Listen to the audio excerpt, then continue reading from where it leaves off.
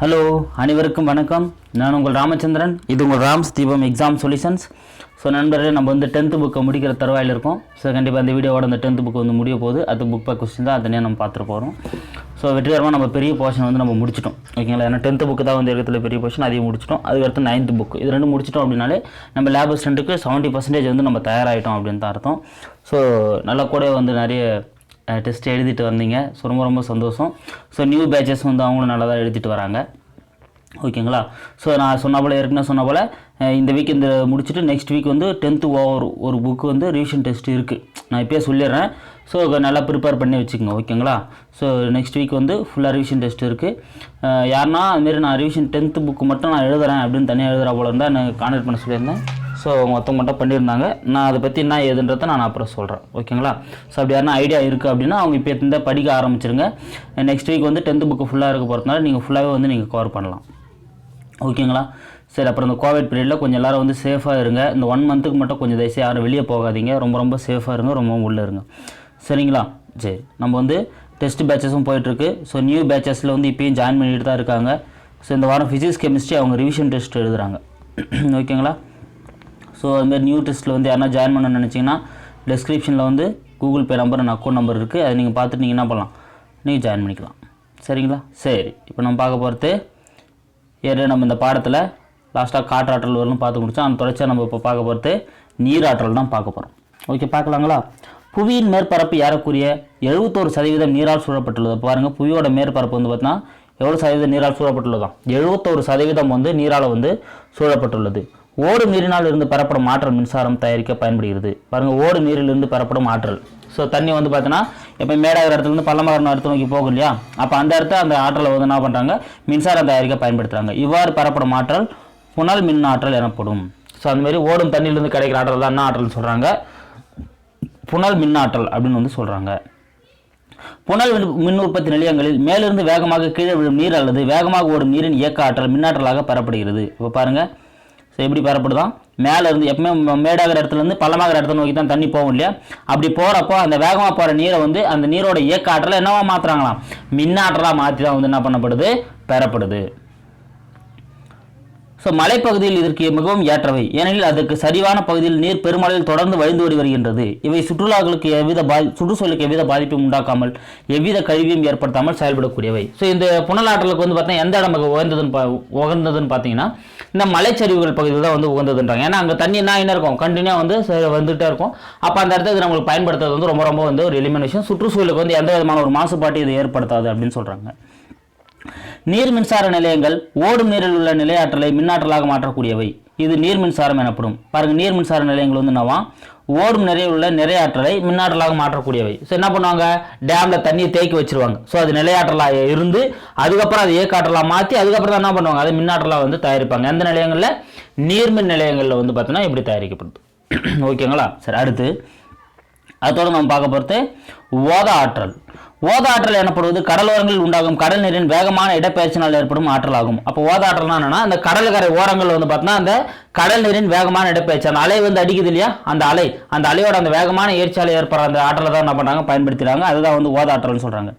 ஓதங்கள் என்பது கடல் நீரின் மீது புவியீர்ப்பு விசையால் ஏற்படும் மாற்றங்கள் காரணமாக கடல் நீர் மட்டம் உயர்வதும் தாழ்வதும் ஆகும். நான் சொன்னல, ஸோ கடல் நீர் மட்டம் உயர்வது தாழ்வது, அதான் அலை. ஸோ மேலே எழுந்து தாழ்ந்து வரும், புவியீர்ப்பு விசை காரணமாகவும் அடுத்து இந்த நிலவோட ஈர்ப்பு விசை காரணமாகவும் என்ன ஆகும், தண்ணி வந்து மேலே எழுந்து கீழே வருங்க. ஸோ அதுதான் வந்து பார்த்தீங்கன்னா இந்த ஓதத்தை அந்த ஆற்றலாக பயன்படுத்துகிறாங்க. ஓத நீரோட்டம் என்பது மிக வேகமாக இடப்பெயர்ச்சியாகும் நீரினை ஓதங்கள் உருவாக்குவதாகும். அவ்வாறு நிகழும்போது உண்டாக்கும் இயக்க ஆற்றலை பயன்படுத்தி டர்பைன்களை இயங்க செய்வதன் மூலம் மின்சாரம் உற்பத்தி செய்யப்படுகிறது. அப்போ அந்த கடற்கரை ஓரங்களை நம்ம என்ன பண்ணலாம், டர்பைன்ல வச்சுட்டோம் அப்படின்னா அந்த ஆற்றல் வந்து அந்த டர்பைன்ல மோதும், அதை டர்பைன் சுத்த ஆரம்பிக்கும். அங்கே நம்ம என்ன பண்ணலாம், மின்சாரத்தை வந்து நம்ம தயாரிக்க ஆரம்பிக்கலாம். ஓத ஆற்றலினால் உண்டாகும் நன்மைகள். சரிங்க, இந்த ஓத ஆற்றலால் என்னென்ன நன்மைகள்லாம் ஏற்படுதுன்னு பார்க்கலாம். பாருங்களேன், எவ்வித சுற்றுச்சூழல் மாசுபாடும் ஏற்படுவதில்லை. ஆமாம், சுற்றுச்சூழலுக்கு எந்த மாசுபாடுதல் இல்லை. இவற்றில் எவ்வித எரிபொருளும் பயன்படுத்தாமல் கழிவுகள் எதுவும் வெளியேறுவதில்லை. ஏன்னா இதில் எது எரிபொருளையும் நம்ம பயன்படுத்தி நம்ம வந்து தயாரிக்கிறது இல்லை. ஆனால் இதில் கழிவுகள் நம்மளுக்கு எதுவும் கிடைக்க போகிறதில்லை. அடுத்து, ஓதங்கள் எப்போது உருவாகும் என்பதை முன்னரே நம்மால் கணிக்க முடியும். இதனால் நம்ம ஆற்றலை தொடர்ச்சியாக பெற முடியும். ஸோ ஓதங்கள்லாம் எப்போ உருவாகுது எப்போ இதுவாகுன்றது நம்மளால் கணிக்க முடியும். ஆனால் நம்ம தொடர்ச்சியாக நம்ம என்ன பண்ணலாம், மின்சாரத்தின் மூலம் பெற முடியும். நீரின் அடர்த்தி காற்றை விட அதிகமாக உள்ளதால் மிக மெதுவான நீரின் இயக்கத்தினால் கூட டர்பனை இயங்க செய்வதால் மின்சாரம் உற்பத்தி செய்ய முடிகிறது. இப்போ பாருங்க, காற்றாலை எல்லாம் வந்து பார்த்தீங்கன்னா வேகமாக காத்தடிச்சா மட்டும்தான் வந்து அந்த ரெக்கை சுத்த ஆரம்பிக்கும், மின்சாரம் உருவாக ஆரம்பிக்கும். ஆனால் நீரோட அடர்த்தி காற்றை விட அதிகம் அப்படின்றதுனால கொஞ்சமாக வந்து மோதனா கூட டர்பைன் ஆரம்பிச்சிடும், சுத்த ஆரம்பிச்சிடும், நம்மளுக்கு மின்சாரம் வந்து கிடைக்க ஆரம்பிச்சிடும். ஓகேங்களா? ஸோ இதெல்லாம் வந்து ஓத ஆற்றலோட நன்மைகள். அது தொடர்ந்து இப்போ நம்ம பார்க்க போகிறது ரொம்ப ரொம்ப முக்கியமான டாபிக், மழைநீர் சேகரிப்பு. ஓகேங்களா? நான் பார்க்க போகிறோம் மழைநீர் சேகரிப்பு. பாருங்க, எதிர்கால பயன்பாட்டிற்காக மழை பொழியும் போது மழைநீர் சேகரிக்கப்பட்டு சேமிக்கப்படுவதே மழைநீர் சேகரிப்பு எனப்படும். ஓகேங்களா?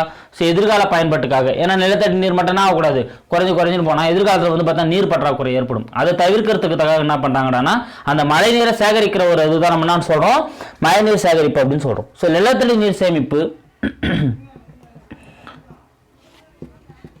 தொட்டிகள், குளங்கள், ஏரிகள் மற்றும் தடுப்பணைகள் மூலம் மழைநீர் சேகரிக்கப்படுகிறது. ஸோ என்ன பண்ண முடியுதா, மழைநீர் வந்து சேகரிக்கப்படுது. மழைநீர் சேமிப்பதற்கான மிக முக்கிய நோக்கம் மழைநீர் நிலத்திற்குள் கசிந்து நிலத்தடி நீர் மட்டத்தை உயர்த்துவதாகும். ஸோ மழைநீர் சேகரிக்கிற நோக்கம் நாங்கள் அது என்ன பண்ணுவோம், அந்த மண்ணில் இருக்கிற இடைவெளி வழியாக என்ன பண்ணணும், உள்ள போய் என்ன பண்ணணும், நிலத்தடி நீர் மட்டத்தை என்ன பண்ணணும், இன்க்ரீஸ் பண்ணணும். அதுக்கு தான் வந்து பார்த்தா நம்ம மழைநீரை வந்து சேகரிக்கிறோம். ஸோ மழைநீரை சேகரிக்கும் முறைகள் எப்படிலாம் மழைநீரை சேகரிக்கலாம். மேற்கூரையிலிருந்து விழும் மழைநீரை சேகரித்தல். மழைநீரை மிக சிறப்பான முறையில் மேற்கூரையிலிருந்து சேமிக்கலாம். வீட்டின் மேற்கூரை, அடுக்குமாடி குடியிருப்புகள், அலுவலகங்கள், கோயில்கள் ஆகியவற்றில் பெய்யும் மழைநீரை தொட்டிகளில் சேகரித்து வெய்ய மழைநீரை தொட்டிகள் சேகரித்து வீட்டு உபயோகத்திற்கு பயன்படுத்தலாம். ஸோ என்ன பண்ணுறாங்க, அதை தொட்டிகளை சேகரித்து அதை நம்ம என்ன பண்ணலாமா, வீட்டு உபயோகங்களுக்கும் நம்ம பயன்படுத்திக்கலாம். அடுத்து கசிவு நீர் குழிகள். இம்முறையில் மேற்கூரை மற்றும் திறந்த வெளியிலிருந்து பெறப்படும் மழைநீர் வடிகட்டும் தொட்டிகளுக்கு குழாய் மூலம் இணைக்கப்பட்டுள்ளது. இவ்வாறு சேகரிக்கப்படும் நீர் கசிவு நீர் குழிகள் மூலம் மண்ணுக்குள் ஊடுருவி நிலத்தடி நீராக சேகரிக்கப்படுகிறது. பாருங்க, கசிவு நீர் குழிகள் என்னது, மேற்கூரை மற்றும் திறந்த வெளிகளில் என்ன பண்ணுறாங்க, தொட்டிகளுக்கு வந்து குழாய் மூலமாக இணைச்சிடுறாங்க. அந்த குழாய்கள் என்ன பண்ணும், இந்த மழைநீர் சேகரித்து அது மூலமாக நிலத்தடி நீருக்கு போகிற போல வந்து அமைப்பை ஏற்படுத்துகிறாங்க. அடுத்து கிராமப்புறங்களில் மக்கள் பல்வேறு வகையில் மழைநீரை சேகரிக்கிறார்கள். அவற்றுள் சில ஏரிகள் அமைத்தல். அப்போ பாருங்க, ஸோ கிராமப்புறங்கள் எப்படிலாம் முதல்ல ஏரிகள் அமைத்தல். இது தமிழ்நாட்டில் மிக பழமையான மழைநீர் சேகரிப்பு முறையாகும். ஸோ தமிழ்நாட்டில் இருக்கிற மிக பழமையான மழைநீர் சேகரிப்பு முறை வந்து எதுன்னு பார்த்தீங்கன்னா இந்த ஏரிகள் அமைத்தல் தான். ஒரு ஏரியில் மழைநீர் சேகரித்த பின் அதில் உள்ள உபிரி நீரில் அருகில் உள்ள மற்றொரு கிராமத்தில் உள்ள ஏரியை சென்றடைய சேமிக்கும்படி அமைக்கப்பட்டிருக்குது. பார்த்தேன் கிராமத்தெல்லாம் பார்த்தீங்கன்னா ஒரு ஏரி ரொம்ப உடனே அந்த ஏரியிலிருந்து மீதமாக இருக்கிற உபரி தண்ணி போய் இன்னொரு ஏரி போகிற போல வந்து அமைப்பு என்ன பண்ணப்பட்டிருக்காங்க, ஏற்படுத்தியிருக்காங்க. இது வந்து முன்னோர்களால் வந்து ஏற்படுத்தப்பட்ட ஒரு அமைப்பு தான். அதுக்கு ஒரு மேலும் மருந்துகளும் பார்த்துட்டு வந்துடலாம். 2ஆம் நூற்றாண்டில், அதாவது பொது ஆண்டு சோழ வம்சத்தை சார்ந்த கரிகால சோழ மன்னனால் கட்டப்பட்டது கல்லணையானது மிகவும் பழமையானது. ஸோ சோழ மன்னனால் கட்டப்பட்ட கல்லணை தான் வந்து மிக பழமையானது. இது உலகின் 4வது பழமையான அணையாகும். பாருங்க, உலகத்தோட 4வது பழமையான அணையாம். இந்த அணை தமிழக மக்களுக்கு பயன்படும் வகையில் உள்ளது. இவ்வணை திருச்சிராப்பள்ளி நகருக்கு 20 கிலோமீட்டர் அருகில் காவிரி ஆற்றின் குறுக்கே கட்டப்பட்டுள்ளது. பாருங்க, எங்க திருச்சிராப்பள்ளி நகருக்கு 20 கிலோமீட்டர்ல இருக்கான் அருகில் காவிரி அணைக்கு குறுக்கே கட்டப்பட்டுள்ளது என்ன அணையா, இந்த கல்லணை. அடுத்து ஏரி பார்த்துட்டு அடுத்து நம்ம பார்க்க போகிறது ஊரணி. ஒவ்வொரு கிராமப்புறத்திலும் சிறிய அளவிலான மழைநீரை சேகரிக்கும் விதமாக ஊரணிகள் அமைந்துள்ளன. அப்போ பாருங்க, சிறிய அளவிலான மழைநீர் சேகரிக்கும் அமைப்பு தான் எதுன்னு சொல்றாங்க, ஊரணி அப்படின்னு சொல்றாங்க. அவை கிராமங்களில் உள்ள மக்கள் பயன்படுத்தும் வகையில் குடிக்க, துணி துவைக்க உதவுகின்றன. இவை அருகில் உள்ள கிராமங்களுக்கும் பயன்படுகின்றன. ஸோ பார்த்தீங்கன்னா துணி துவைக்க, குளிக்கிறதுக்கு இதெல்லாம் வந்து பார்த்தீங்கன்னா இந்த தண்ணியை பயன்படுத்திக்கிறாங்க. இது அருகில் உள்ள கிராமங்கள் பயன்படுற போல வந்து பார்த்தீங்கன்னா இதை யூஸ் பண்ணிக்கிறாங்க. சரிங்க, மழைநீர் சேகரிப்பினால் உண்டாகும் நன்மைகள். ஸோ மழைநீர் சேகரிப்பினால் என்னென்ன நன்மைகள் ஏற்படுது அப்படின்னா, மழைநீர் சேகரிப்பு மிக வேகமாக குறைந்து வரும் நிலத்தடி நீர்மட்டத்தை அதிகரிக்க பயன்படுகிறது. ஏன்னா நிலத்தடி நீர்மட்டத்துக்குள்ள போகிறதுனால நிலத்தடி நீர்மட்டம் அதிகரிக்க ஆரம்பிக்கும்.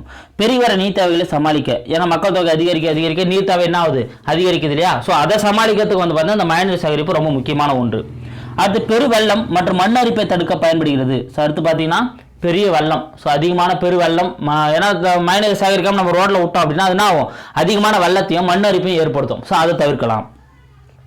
நிலத்தடியில் சேகரிக்கப்படும் நீர் மனித மற்றும் விலங்கு கழிவுகளால் மாசடைவதில்லை, எனவே இதனை குடிநீராக பயன்படுத்த முடியும். ஸோ பாருங்க, நிலத்துக்கு அடியில் சேகரிக்கப்படுற நீர் வந்து பார்த்தீங்கன்னா இந்த மனித கழிவுகளால் இந்த கழிவுகள் என்ன பண்ண போகிறது, அது மாசடைய போகிறது இல்லை. அப்போ நேரடியாக அதை நம்ம பயன்படுத்துகிறப்ப குடிக்கிறதுக்கு நம்ம பயன்படுத்தலாம். ஓகேங்களா. ஸோ மழைநீர் சேகரிப்பை பற்றி நம்ம தெளிவாக பார்த்தோம். அதை நம்ம தொடர்ந்து பார்க்கும்போது மின்னாற்றல் மேலாண்மை என்ன பார்க்க போகிறோம், மின்னாற்றல் மேலாண்மை தான் பார்க்க போகிறோம். ஓகேங்களா, பார்க்கலாங்களா. மின்சாரம் மின் உற்பத்தி நிலையங்களில் உள்ள மின்னியற்றிகளில் உற்பத்தி செய்யப்படுகிறது. ஸோ பார்க்குறதுல மின்சாரம் வந்து பார்த்தீங்கன்னா மின் உற்பத்தி நிலையங்கள். ஸோ அது அனல் மின் நிலையமாக இருக்கலாம், அணுமின் நிலையமாக இருக்கலாம், நீர்மின் நிலையமாக இருக்கலாம், எதுவாக காற்றாலை எதுவானாலும் இருக்கலாம். ஆனால் அங்கே இருக்கிற மின்னியற்றி மூலமாக தான் அதில் என்ன பண்ணப்படுது, மின்சாரம் வந்து தயாரிக்கப்படுது. இம்மின்னியற்றிகள் இவற்றில் டர்பன்களை சொல்வதன் மூலம் இயக்கப்படுகிறது. நீராவி, நீர் மற்றும் காற்று ஆற்றல் ஆகியவை. ஸோ பாருங்க, நீரை கொதிக்க வச்சு அதனோட ஆவி மூலமாக டர்பன்களை சுத்த வைக்கிறாங்க, நீர் மூலமாக டர்பன்களை சுத்த வைக்கிறாங்க, காற்று மூலமாக டர்பன்களை சுத்த வைக்கிறாங்க. அப்போ அந்த டர்பன்களை சுத்தாங்கன்னா உருவாகுது, மின்சாரம் வந்து உருவாகுது. டர்பன்களை சுழல செய்து மின்சார உற்பத்திக்கு காரணமாக உள்ளன. மின்னாற்றல் வளங்களை பாதுகாப்பதன் அவசியங்கள். சரிங்க, மின்னாற்றல் நம்ம இப்படிலாம் தயாரிக்கிறோங்க, அதை நம்ம பாதுகாக்கணும் இல்லையா? அது என்னன்னா ஏன் பாதுகாக்கணும், அதுக்கு என்ன அவசியம் இருக்குது அப்படின்னா பாருங்களேன். உங்கள் பள்ளியிலும் வீட்டிலும் பின்பற்ற வேண்டிய மின்சாரத்தை சேமிக்க முடியும். ஸோ இப்படிலாம் நம்ம மின்சாரத்தை வந்து சேமிக்கலாம். குறைந்த மின்னாற்றலை மேம்படுத்தும் சாதனங்களான சிஎஃப்எல் பல்பு, எல்இடி பல்புகள் மற்றும் மின்சாதனங்களை பயன்படுத்தலாம். ஆமாம், அந்த குண்டு பல்புலாம் வந்து நம்ம டங்ஸ்டன் இருக்கிற குண்டு பல்புலாம் பயன்படுத்தணும். அது அளவுக்கு அதிகமான மின்சாரத்தை எடுத்து ஹீட் ஆகும். அதனால் வந்து பார்த்தீங்கன்னா மின்சாரம் வந்து அளவுக்கு அதிகமாக வீணடிக்கப்படும். மின்சாரம் அளவுக்கு அதிகமாக வீணடிச்சா அப்போ அங்கே இருக்க எரிபொருள், அங்கே நிலக்கரி எரிக்கிற இடத்துல நிலக்கரி அதிகமாக எரிப்பாங்க. அப்போ நம்மளுக்கு தேவையான ஒரு ஆற்றல்னா ஆகுது, அதிகமாக வீணடிக்கப்படுது. அடுத்து, உபயோகிக்கும் போது விளக்குகள், மின்விசிறிகள், தொலைக்காட்சி பெட்டி பிற மின்சாதனங்கள் இணைப்பை துண்டித்து விடலாம். ஸோ எப்போ யூஸ் பண்ணுறோமோ அப்போ மட்டும் நம்ம டிவியோ ஃபேனோ எல்லாத்தையும் போட்டு வைக்கலாம். மற்ற நேரங்கள் என்ன பண்ணி வச்சிடலாம், ஆஃப் பண்ணி வச்சிடலாம். செல்லிடை பேசி மின் இணைப்பை தேவையில்லாத போது அணைத்து வைக்கலாம். ஸோ நம்ம ஃபோனோட அந்த மின் இணைப்பு இருக்கு இல்லையா, சார்ஜஸ், அதையும் தேவையில்லாதப்போ நம்ம ஆஃப் பண்ணி வச்சிடலாம். சூரிய ஒளியினை போதுமான அளவு பயன்படுத்தலாம். மின் நீர் சூடேற்றிகளுக்கு பதிலாக சூரிய ஒளி சூடேற்றினை பயன்படுத்தலாம். அப்போ பாருங்க, மின் நீர் சூடேற்றிக்கு பதிலாக நம்ம என்ன பண்ணலாமா, சூரிய ஒளி சூடேற்றிகளை வந்து நம்ம யூஸ் பண்ணலாம் அப்படின்னு சொல்கிறாங்க.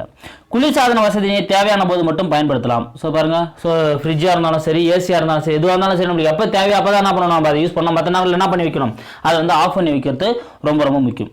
ஓகேங்களா? ஸோ இதனால் நம்ம மின்சாரத்தை என்ன பண்ண முடியும், நம்மளால் வந்து மிச்சப்படுத்த முடியும். சரி, மின்னணு கழிவுகள் மற்றும் மேலாண்மை.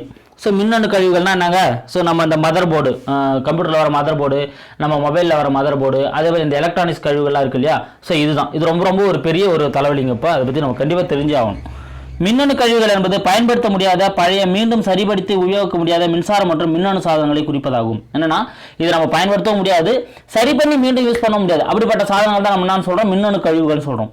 இக்கழிவுகளில் நச்சு உலோகங்களான, பாருங்க ரொம்ப முக்கியம், கேரியம், கேட்மியம், குரோமியம், பாதரசம் மட்டுமல்லாமல் பிற உலோகங்களான இரும்பு, தாமிரம், சிலிக்கன், அலுமினியம், தங்கம் போன்றவை பிரித்தெடுக்கக்கூடியவையாக உள்ளன. அப்போ பாருங்க, ஸோ இதில் நச்சு உலோகங்களான கேட்மியம், கேரியம், குரோமியம், பாதரசம் மட்டும் இல்லாமல் இரும்பு, தாமிரம், சிலிக்கான், அலுமினியம், தங்கம் போன்றவை வந்து பிரித்தெடுக்கக்கூடியவையாக உள்ளன. ஆனால் இவற்றுள் 5% மட்டுமே மின்கழிவுகள் மற்றும் மறுசுழற்சி செய்யப்படுகிறது. பாருங்க, இதில் 5% மட்டும்தான் நம்மளால் மறுசுழற்சி செய்ய முடியுமா, மற்றது எல்லாமே இதில் என்னதானா, வீண் தான். மின்கழிவுகளின் மூலங்கள். மின்னணு சாதனங்கள், கணினிகள், மடிகணினிகள், தொலைபேசிகள், தொலைக்காட்சி பெட்டிகள், டிவிடி பிளேயர்கள், கால்குலேட்டர்கள், விளையாட்டு சாதனங்கள், பொம்மைகள் போன்றவை. ஸோ இதெல்லாமே அது மின்னணு சாதனங்களுங்க. இப்போ நம்ம வீட்டு யூஸ் பண்ணுறோம்ல, computer, laptop, cellphone, TV, DVD, இது எல்லாமே வந்து பார்த்தீங்கன்னா மின்னணு கழிவுகள் தான்.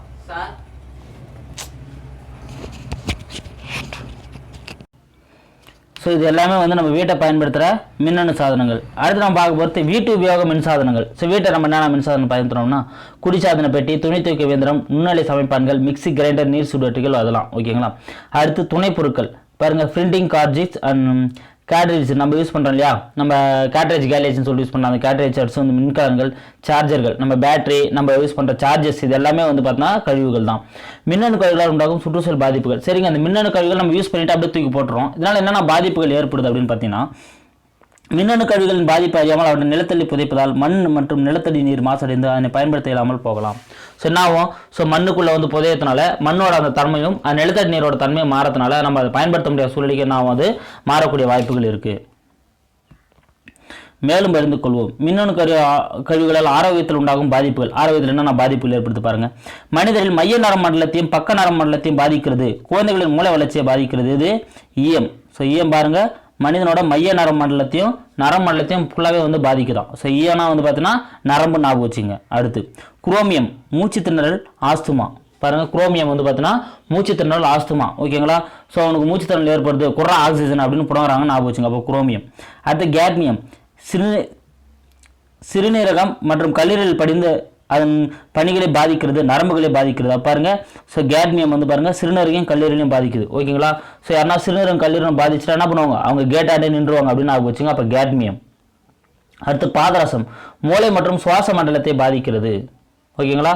ஸோ பாதரசம் என்ன பண்ணுமா, மூளையும் சுவாச மண்டலத்தையும் பாதிக்குதான். ஓகேங்களா, நீ ரசம் அடிக்கடி சாப்பிட்டீங்கன்னா உங்களோட மூளையும் சுவாச மண்டலம் பாதிக்கும். ஞாபகம் வச்சுங்க, ரசம் மூளை சுவாசம், அப்போது மூளை பாதரசம். அடுத்து பிவிசி பாலி வினைல் குழல் உள்ளிட்ட நெகிழிகள் எரிப்பதால் உண்டாகும் டயாக்சின்கள் இனப்பெருக்க மண்டலத்துக்கு வளர்ச்சியும் பணியும் பாதிக்கின்றன. அப்போ பாருங்க, நெகிழிகள் எரிப்பதால் ஏற்படுற அந்த டயாக்சின் அப்படின்ற அந்த வேதிப்பொருள் என்ன பண்ணுதான், இனப்பெருக்க மண்டலத்தை வந்து முற்றிலும் என்ன பண்ணுதான், பாதிக்குதான். இதெல்லாம் மின்னணு கழிவுகளால் ஏற்படுற பாதிப்புகள். ஓகேங்களா, சரி. மின்னணு சாதனங்களோட பல நச்சு கன உலோகங்களான கேரியம் மற்றும் கேட்மியம் போன்றவை நீர் மாசுபடுவதற்கு முக்கிய காரணிகளாக உள்ளன. அப்போ பாருங்க, மின்னணு சாதனங்களே நிறைய இருந்தாலும் அதுலேயும் கேரியம் மற்றும் கேட்மியம் இது ரெண்டு தான் வந்து பார்த்தீங்கன்னா நீர் மாசுபடுறதுல ரொம்ப ரொம்ப ஒரு முக்கியமான ஒரு இதுவாக வந்து செயல்படுது. மின்னணு கழிவுகளில் கொட்டப்பட்டிருக்கும் நிலப்பரப்புகள் மற்றும் அருகாமையில் பகுதியில் மாசடைவதோடு பல உடல்நல பாதிப்புகளையும் உண்டாக்கும். சரிங்க, அந்த மின்னணு கழிவுகள் அப்படியே கொட்டி வச்சிடறாங்க. அது பக்கத்தில் எல்லாருக்குமே என்ன ஆகுமா, உடல் ரீதியான நிறைய பாதிப்புகளை வந்து இது உருவாக்கும். அடுத்து மின்னணு கழிவுகள் கீழ்கண்டவற்றை உள்ளடக்கியது. ஃபர்ஸ்ட் பாருங்க, கணினி பொருட்கள் பாருங்க 66% கணினி பொருட்கள் தானா. அது தொலைத்தொடர்பு சாதனங்கள் 12% தொலைத்தொடர்பு சாதனங்கள் தானா. மின்னணு சாதனங்கள் 5% மின்னணு சாதனங்கள். உயிரி மருத்துவ சாதனங்கள் வந்து பார்த்தீங்கன்னா 7% தான். பிற சாதனங்கள் அதை நம்ம பயன்படுத்தும் உபகரணங்கள் வந்து பார்த்தீங்கன்னா 6%. அப்போ எது அதிகமாக இருக்குது, கணினி பொருட்கள் தாங்க அதிகமாக இருக்குது. 66% மின்னணு கழிவுகள் எது, கணினி பொருட்கள் தான். அடுத்து கழிவுநீர் மேலாண்மை. சரி, நம்ம இந்த கழிவு நீர்லாம் இருக்கு இல்லையா, இது எப்படி மேலாண்மை செய்யலாம் அப்படின்னா, இந்தியாவின் நீரை மாசுபடுத்துவதில் முக்கிய பங்கு வகிப்பவை வீட்டு உபயோகம் மற்றும் தொழிற்சாலை உபயோக கழிவுநீர் ஆகியவை ஆகும். ஓகேங்களா, ஸோ இந்தியாவில் வந்து பார்த்தீங்கன்னா நீரை மாசடைய வைக்கிறதுல முக்கிய பங்கு எதுனா வீட்டு உபயோக கழிவுநீரும் தொழிற்சாலையிலிருந்து வர கழிவுநீர் தான் வந்து பார்த்தீங்கன்னா மிக முக்கிய பங்கு வகிக்குது. கழிவுநீர் விவசாய நிலங்களை அசுத்தப்படுத்துவதோடு சுற்றுநீர் சீர்கேட்டையும் ஏற்படுத்துகிறது. ஸோ இந்த கழிவுநீர்லாம் போய் என்ன பண்ணுது, ஸோ நிலங்களை வந்து மாசுபடுத்துறது இல்லாமல் இந்த என்வால்மெண்ட்டில் வந்து பார்த்தீங்கன்னா ஒரு பெரிய பாதிப்பை வந்து ஏற்படுத்துது. கழிவுநீர் உருவாகும் மூலங்கள். சரிங்க, அந்த கழிவுநீர் எங்கெங்கெல்லாம் உருவாகுதுன்னு பார்த்தீங்கன்னா வீட்டு பயன்பாடுகள், வீட்டிலேருந்து பயன்படுத்துகிற வெளியேற்றுற கழிவுநீர், சாய மற்றும் துணி உற்பத்தி ஆலைகள், சாய ஆலைகள் இவங்களாம் வெளியேற்றுற அந்த கழிவுநீர், தோல் தொழிற்சாலைகள் அதிலிருந்து கழிவுநீர் அதிகமாக வரும். சர்க்கரை மற்றும் சாராய ஆலைகள், அதனால கிராஸ் பண்ணும்போது ஸ்மெல் நம்மளுக்கு பயங்கரமாக வரும். அடுத்து காகித உற்பத்தி தொழிற்சாலைகள், அடுத்ததுனா காகித உற்பத்தி பண்ணுறாங்க இல்லையா அந்த தொழிற்சாலைகள், இது எல்லாமே என்ன பண்ணுதான் கழிவுகள் வந்து பார்த்தீங்கன்னா உருவாகிற மூலங்கள். இந்த இடங்கள் இருந்தால் கழிவுகள் என்ன பண்ணப்படுதான் அதிகமாக வந்து உருவாக்கப்படுது. அடுத்து கழிவுநீர் சுத்திகரிப்பு முறை. சரிங்க, இப்போ கழிவுநீர் வந்து உருவாகுது, ஃபேக்ட்ரிலேருந்து வர வழியில் கழிவுநீர் உருவாயிடுச்சுங்க, அது அப்படியே வெளியே அனுப்பிடலாமா, இல்லை, அதை சுத்திகரித்து நம்ம என்ன பண்ணலாம், மறுசுழற்சி செஞ்சு நம்ம பயன்படுத்தலாம். அப்படி என்னென்ன இருக்குதுன்னு பார்க்கலாம் பாருங்க. வழக்கமான கழிவுநீர் சுத்திகரிப்பு முறை கீழ்கண்ட படிநிலையில் கையாளப்படுகிறது. வடிகட்டுதல், காற்றேற்றம், படிவாகட்டுதல் மற்றும் நீர் மறுசுழற்சி. அப்போ பாருங்க, ஸோ இவ்வளோ வந்து பண்ணுறாங்க அப்படின்றது தான். அதை நம்ம முதல்ல பார்க்க போகிறோம். இங்கே பாருங்க, கழிவுநீரை வந்து ஸோ முதல்ல வடிகட்டுறாங்க, அப்புறம் சுத்திகரிப்புக்கு முன்னால் என்ன பண்ணுறாங்க, காற்றோட்ட தொட்டியில் வைக்கிறாங்க, அப்புறம் வீழ்படிவு தொட்டியில் வச்சு வீழ்படிவாக்குறாங்க, அப்புறம் லாஸ்ட்டாக குளோரின் அனுப்புகிறாங்க, அப்புறம் தான் நம்மளுக்கு தூய்மையான தண்ணி கிடைக்குது. ஸோ இங்கே நம்ம இன்னும் தெளிவாக பார்க்கலாம் அதை பற்றி. முதல் ஆப்ஷன் வந்து வடிகட்டுதல். அந்த தொழிற்சாலையிலிருந்து அந்த வெளிவர அந்த கழிவுநீர் என்ன பண்றாங்க, வடிகட்டுறாங்க. வீடுகள் மற்றும் தொழிற்சாலை உருவாகும் கழிவுநீர் உள்ள திடப்பொருட்களும் மண்ணும் இம்முறையில் வடிகட்டி பிரிக்கப்படுகிறது. அப்போ என்ன பண்றாங்க, வடிகட்டுறதால அந்த திடப்பொருட்கள் மண்ணு அந்த திடப்பொருட்களாக வந்து இந்த இடத்துல ஆயிடுது, பிரிஞ்சிடுது. அடுத்து அந்த வடிகட்டப்பட்ட கழிவானது காற்றோட்டம் செய்வதற்காக அதற்குரிய தொட்டிக்கு அனுப்பப்படுகிறது. அடுத்து என்ன பண்றாங்க, காற்றேற்றம் பண்றாங்க. இந்நிலையில் நுண்ணுயிரிகளின் காற்றின் உதவியுடன் உயிரிய சிதைவுகளுக்கு உட்பட்டு நீக்கப்படுகிறது. பாருங்க, இந்த காற்றேற்றம் ஏற்படுறதுனால இங்க என்ன பண்ணப்படுதான், இந்த நுண்ணுயிர்கள்லாம் வந்து பார்த்தீங்கன்னா காற்றின் உதவியுடன் உயிரிய சிதைவுக்கு உள்ளாகி அந்த இடத்த வந்து அந்த நுண்ணுயிர் கிருமிகளாக வந்து நீக்கப்படுது. செகண்ட் ஆப்ஷன் வந்து காற்றேற்றம். தேர்ட் வந்து வீழ்படிவு செயல்முறை. இம்முறையில் நீரில் மிதந்த நிலையில் உள்ள திண்மப் பொருட்கள் நீரின் அடியில் வீழ்படிவாக சென்று சேர்கின்றன. இவ்வாறு சேகரிக்கும் வீழ்படிவுகள் சேறு போன்று காணப்படும். இது படிவு என்று குறிப்பிடப்படுகிறது. இங்க என்ன பண்றாங்க, மறுபடியும் வீழ்படிவாக விழ வைக்கிறாங்க. கொஞ்ச நேரம் அப்படியே தங்க வைக்கிறப்ப என்ன ஆகுதுன்னு பார்த்தீங்கன்னா, அந்த திடப்பொருட்கள் அந்த சேரு மாதிரி இருக்கிற பொருட்கள் எல்லாம் அடியில் போய் என்ன பண்ண ஆரம்பிச்சிடும், அப்படியே தங்க ஆரம்பிச்சிடும் சேரு போல. அப்படியே மேலே இருக்கிற தண்ணி மட்டும் அடுத்து செயல்பாடுக்கு அனுப்பிடுவாங்க. அப்படி அனுப்புறப்ப அடுத்து படிவு அகற்றுதல். தொட்டிகளில் சேகாரமாகும் படிவுகள் குறிப்பிட்ட கால இடைவில் பாதுகாப்பான முறையில் அகற்றப்படுகின்றன. நம்ம அடியில் போய் படியுதுன்னு பார்த்தோம் இல்லையா, அதை என்ன பண்ணுறாங்க, மேலே இருக்கிற தண்ணி மட்டும் அனுப்பிட்டு அந்த படிவுகள் தனியாக பிரித்து எடுக்கிறாங்க. அடுத்து கிருமி நீக்குதல். குளோரினேற்றம் மற்றும் புறவதா கதிர்கள் மூலம் இந்நீர் சுத்திகரிக்கப்பட்டு நோயை உண்டாக்கக்கூடிய நுண்ணுயிர்கள் நீக்கம் செய்யப்படுகின்றன. எதை பயன்படுத்துறாங்க பாருங்க, குளோரினேற்றம் மற்றும் புறவதா கதிர்கள், இது ரெண்டுத்தையும் பயன்படுத்தினால அங்க இருக்கிற கிருமிகள் ஃபுல்லாக என்ன பண்ணப்படுது, அழிக்கப்பட்டு அது வந்து பார்த்தீங்கன்னா நல்ல தனியாக வருது. அப்போ இவ்வாறு சுத்திகரிக்கப்பட்ட நீர் வீட்டு உபயோகத்துக்கும் தொழிற்சாலை பயன்பாட்டுக்காக மீண்டும் பயன்படுத்தப்படுகிறது. அப்போ என்ன பண்ணுறாங்க, ஸோ இப்போ நல்லா இருக்கிற தண்ணி எல்லாமே கழிவுகள் எல்லாமே நீக்கப்பட்டு மறுபடியும் மறுசுழற்சி மூலமாக என்ன பண்ணப்படுது, அந்த தண்ணி வந்து பயன்படுத்தப்படுது. ஓகேங்களா. ஸோ இப்படி பயன்படுத்துறதுனால இந்த தண்ணி வந்து ஆகும், நம்ம வந்து கழிவு நீரை வந்து ஓரளவுக்கு மேலாண்மை வந்து செய்யலாம். அடுத்து திடக்கழிவு மேலாண்மை. அடுத்து நம்ம பார்க்க போகிறது, இப்போ நம்ம கழிவு நீர் பார்த்தோம், திரவம் பார்த்தோம். இப்போ நம்ம பார்க்க போகிறது திடக்கழிவு மேலாண்மை. திடக்கழிவு என்பது நகர்ப்புற கழிவுகள், மருத்துவ கழிவுகள், தொழிற்சாலை கழிவுகள் மற்றும் மின்னணு கழிவுகள் ஆகியவற்றை உள்ளடக்கியது. பல்வேறு வகையான திடக்கழிவுகளை நிலத்தில் பரப்புதல் மற்றும் நிலம் வெகுவாக பாதிக்கப்பட்டு சீர்குலைகிறது. நம்ம என்ன பண்றோம், நிறைய திடக்கழிவுகள் என்ன பண்ணிடுறோம்னா லேண்ட் ஃபில்லிங் பண்றதுனால என்ன ஆகுதுன்னு பார்த்தீங்கன்னா நிறைய நிலங்கள் வந்து என்ன பண்றது, அதனால் வந்து வெகுவாக பாதிக்கப்பட்டு சீர்குலைக்கப்படுகிறது. திடக்கழிவு மேலாண்மை என்பது வீடுகள் மற்றும் தொழிற்சாலைகளில் உற்பத்தியாகும் கழிவுப் பொருட்களை சேகரித்தல், சுத்தப்படுத்துதல் மற்றும் முறையாக வெளியேற்றுதல் ஆகியவற்றை உள்ளடக்கியது. அப்ப பாருங்க, திடக்கழிவு மேலாண்மை என்னன்னா தொழிற்சாலையா இருந்தாலும் சரி, வீடா இருந்தாலும் சரி, அந்த இடத்த ஏற்படுற அந்த கழிவுகள் என்ன பண்ணணும், ஒழுங்கா வந்து முறையாக அதை வெளியேற்றி அதை வந்து பராமரிக்கிறதுக்கு ஆனத்தான் நான் சொல்றாங்க திடக்கழிவு மேலாண்மை அப்படின்னு சொல்றாங்க. முதல்ல திடக்கழிவு மேலாண்மை பாருங்க, தனித்து பிரித்தல். பல்வேறு வகையான திடக்கழிவுகளை மக்கும் தன்மை உள்ளவை, மக்கா தன்மை அற்றவை என்ன தனித்து பிரிப்பதாகும். அதனால என்ன பண்ணணும், திடக்கழிவுகளை பொறுத்தவரைக்கும் இதெல்லாம் மக்கக்கூடியது, இதெல்லாம் மக்காதுன்னு சொல்லிட்டு என்ன பண்ணணும், தனித்தனியா பிரிச்சு எடுக்கணும் முதல்ல. அடுத்து நிலத்தில் நிரப்புதல். தாழ்வான பகுதியில் திடக்கழிவுகள் நிரப்புவதாகும். கழிவுப் பொருட்களை நிரப்பிய பிறகு அதன் மேல் மண்ணை ஒரு அடுக்கு நிரப்பி சரக்கு ஊர்திகள் மூலம் அழுத்த செய்யலாம். 2 முதல் 12 மாதங்களுக்கு கழிவுகள் நிலைப்படுத்தப்படுகின்றன. அதில் உள்ள கழிவுப் பொருட்கள் சிதைவடைகின்றன. எதெல்லாம் மக்கும் தன்மை கொண்டதோ அதெல்லாம் தோண்டிட்டு மண்ணுக்குள்ள அனுப்பி என்ன பண்ணோம், நல்லா போட்டு நல்லா அழுத்த வச்சுட்டோம் அப்படின்னா அது கிட்டத்தட்ட ஒரு 12 மாதங்கள் என்ன ஆயிடும், அது வந்து அந்த இடத்த வந்து சிதைவடைஞ்சிடும். அடுத்து எரித்து சாம்பலாக்குதல். எரியும் தன்மையுடைய கழிவுகளான மருத்துவமனை கழிவுகளை முறையாக அமைக்கப்பட்ட எரியூட்டிகளில் அதிக வெப்பநிலையில் எரித்து சாம்பலாக்கலாம். அப்போ நம்ம ஏற்கனவே இந்த விஷயத்தை பார்த்தோம், மருத்துவமனை கழிவுகள் எல்லாத்தையும் நம்ம என்ன பண்ணணும், எரித்து சாம்பல் ஆக்கணும். ஏன்னா அது வந்து அதில் வந்து நோய் கிருமிகள் பரவத்துக்கு வாய்ப்புகள் அதிகம். அதனால் அது வந்து எரித்து என்ன பண்ணணும், நம்ம சாம்பல் ஆக்கணும். அடுத்து உரமாக்குதல். உயிரி சிதைவடையக்கூடிய கழிவுகளை மண்புழுக்களை பயன்படுத்தியும் நுண்ணுயிர்களை பயன்படுத்தியும் சிதைவடைய செய்து உரமாக மாற்றுவதாகும். அப்போ பாருங்க, எதெல்லாம் உயிரியை சிதைவடையக்கூடிய கழிவுகளோ அதெல்லாம் என்ன பண்ணலாம், மண்புழுக்களை பயன்படுத்தி என்ன பண்ணணும், நம்ம சிதைவடைய செய்யணும். அடுத்து கழிவு மறுசுழற்சி. பழைய புத்தகங்கள், வாரப்பத்திரிகைகள், செய்தித்தாள்கள் ஆகியவற்றை மீண்டும் காகித ஆலைகள் பயன்படுத்தி காகித மறுசுழற்சி செய்யலாம். ஆமாம், ஏன்னா காகிதங்கள் நம்ம வீணா போறதுனால அந்த காகிதங்களை என்ன பண்ணலாம், மறுசுழற்சி செஞ்சு மீண்டும் பயன்படுத்தலாம். அடுத்து வேளாண் கழிவுகள். தேங்காய், சணல், பருத்தியின் தண்டு, கரும்பு சக்கை ஆகியவற்றை கொண்டு காகிதங்கள் மற்றும் அட்டைகளை தயாரிக்கலாம். நெல் தவிடு கால்நடை தீவனமாக பயன்படுத்தலாம். இதெல்லாம் வந்து பார்த்தீங்கன்னா நம்ம பயன்படுத்தி வேஸ்ட் ஆகிற பொருள். இது மூலமா நம்ம என்ன பண்ணலாம், மறுபடியும் காகிதங்கள் அட்டைகளை தயாரிக்கலாம். அப்படின்னா வந்து பார்த்தீங்கன்னா கால்நடைகளுக்கு வந்து தீவனமாக பயன்படுத்தலாம், நெல்லோட தவிட. மாட்டு சாணம் மற்றும் பிற உயிரி கழிவுகளை கொண்டு கோபர் கேஸ் எனப்படும் உயிரிய வாயு உற்பத்தி செய்வதோடு அதனை வயல்களில் உரமாகவும் பயன்படுத்தலாம். பாருங்க, மாட்டு சாணத்தை கூட தான் எதை உருவாக்குறாங்களாம், கோபர் கேஸ், அந்த கோபர் கேஸ்ன்ற வாயை வந்து என்ன பண்றாங்க, உருவாக்குறாங்க. இது மூலம் நம்ம என்ன பண்ணலாம், இதை வயல்வெளிகளில் வந்து மாட்டு சாணத்தை வந்து உரமாகவும் நம்ம பயன்படுத்தலாம். இது மாதிரி நம்ம கழிவு நீரை வந்து மேலாண்மை பண்ணலாம். அடுத்து நம்ம பார்க்க போகிறது 4R முறை. ரொம்ப ரொம்ப முக்கியமான ஒன்றுங்க, ஓகேங்களா. இப்போ வந்து பார்த்தீங்கன்னா இது ஓல்டு புக்கில் வந்து பார்த்தீங்கன்னா 3R மெத்தட் அப்படின்னு தான் இருக்கும், ஓகேங்களா. நியூ எடிஷனில் தான் வந்து இதை 4R மெத்தட் அப்படின்னு மாற்றிருக்காங்க. வேறு ஓல்டு புக் வச்சுருந்தீங்கன்னா அதில் வந்து 3R தான் இருக்கும். நியூ புக்கில் தான் 4R மெத்தட் அப்படின்னு பார்த்துருக்காங்க. கழிவுகளை சிறப்பான முறையில் கையாளுவதற்கு 4R முறை ஏற்றதாகும். பாருங்கள், ரெடியூஸ் குறைத்தல், ரீயூஸ் மறுபயன்பாடு, ரெக்கவரி மீட்டெடுத்தல், ரீசைக்கிள் மறுசுழற்சி. இது 4 மூலமாக நம்ம என்ன பண்ணலாம், கழிவுகளை வந்து நம்ம நல்லா மறுசுழற்சி செஞ்சு நம்ம யூஸ் பண்ணலாம். ஓகேங்களா.